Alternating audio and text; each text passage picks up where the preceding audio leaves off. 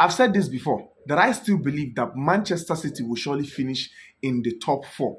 No matter what anybody thinks, I still believe that Pep Guardiola's side will still make it to the top four by the end of the season, because today's performance, today's display is arguably the best performance I've seen from Man City in all competitions this season. This is the best possible performance. This shows you the level of growth, progression, even the discipline level of the players. Their mentality has somewhat increased.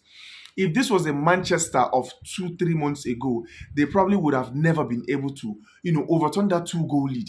But being able to come back from a 2 goal lead, not just against any team, against Crystal Palace, not just any Palace, but a Palace that have been on super form in recent times, winning games for fun, and Manchester City were able to overturn a 2 goal lead and then go on to win the game 5 goals to 2.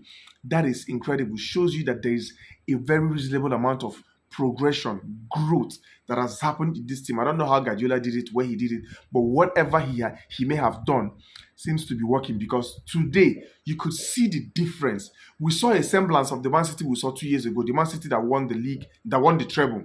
That was the semblance I saw today. And then the very fact that he won it, quote unquote, with some of his best players not on this match. Some of his best players are not on this pitch, and he won this game convincingly. They were comfortable. That shows you that this team is ready to evolve. Although I also see Crystal Palace, they contributed to this great loss, because after getting a 2 goal lead in quick succession against Man City, they were kind of relaxed. And then, fortunately for Man City, they responded to the first goal by, a free kick goal from De Bruyne. And then Crystal Palace were shattered. They became restless, and that was what Man City capitalized on, their restlessness, and then kept hitting them. Immediately they got that 2 goal in the first half. I knew it was over.